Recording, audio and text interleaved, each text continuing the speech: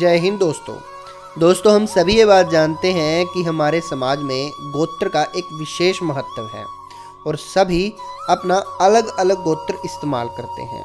वहीं ब्राह्मणों का एक गोत्र है वशिष्ठ, जिसका बहुत सारी जातियां इस्तेमाल करती हैं। बहुत से ब्राह्मण, क्षत्रिय, वैश्य एवं दलित समाज के लोग विशिष्ट गोत्र लगाते हैं। वे सभी विशिष्ट कुल के ही हैं। विशिष्ट नाम से कालांतर में कई ऋषि हुए हैं।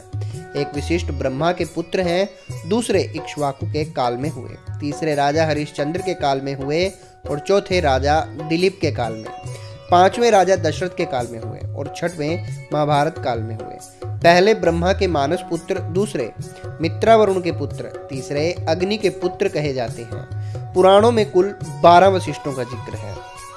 दोस्तों, हालांकि विद्वान कहते हैं कि एक विशिष्ट ब्रह्मा के पुत्र हैं, दूसरे इक्ष्वाकु वंशी त्रिशंकु के काल में हुए, जिन्हें विशिष्ट देवराज कहते थे। तीसरे कार्तिवीर्य सहस्त्र बाहु के समय में हुए, जिन्हें वशिष्ठ उपव कहते थे। चौथे अयोध्या के राजा बाहु के समय में हुए, जिन्हें वशिष्ठ अथर्वनिधि प्रथम कहा जाता था। पांचवें राजा सोदास के समय में हुए, जिनका नाम विशिष्ट श्रेष्ठ भाज था। कहते हैं कि सोदास ही आगे जाकर राजा कलमापशाद कहलाए। छठे विशिष्ट राजा दिलीप के समय में हुए, जिन्हें विशिष्ट अथर्वनिधि कहा जाता था। उसके बाद सातवें भगवान राम के समय में हुए, जिन्हें महर्षि विशिष्ट कहते थे, और आठवें महाभारत के काल में हुए, जिनके पुत्र का नाम पराशर था। इनके अलावा विशिष्ट मैत्रावरुण, विशिष्ट शक्ति, विशिष्ट सुवर्चस जैसे दूसरे विशिष्टों का भी जिक्र आता है। फिर भी उक्त सभी पर शोध किए जाने की आवश्यकता है। वेदव्यास की तरह विशिष्ट भी एक पद हुआ करता था। विशिष्ट जो ब्रह्मा के पुत्र थे, उनके नाम से ही कुल परंपरा का आरंभ हुआ। तो आगे चलकर उनके कुल में अन्य वेदज्ञों लोगों ने भी अपना नाम विशिष्ट रखकर उनके कुल की प्रतिष्ठा को बरकरार रखा। पहले विशिष्ट की मुख्यतः 2 पत्नियां थीं। पहली अरुंधति और दूसरी ऊर्जा। ऊर्जा प्रजापति दक्ष की तो अरुंधति कर्दम ऋषि की कन्या थी। प्रारंभिक विशिष्ट शंकर भगवान के साढ़ू तथा सती देवी के बहनोई थे। विशिष्ट ने ही श्राद्ध देव मनु वैवस्वत मनु को परामर्श देकर उनका राज्य उनके पुत्रों को बंटवा कर दिया था। विशिष्ट का कामधेनु और सूर्यवंश की पुरोहिताई के कारण ऋषि विश्वामित्र से झगड़ा हुआ था। विश्वामित्र अत्रिवंशी ययाति कुल के थे।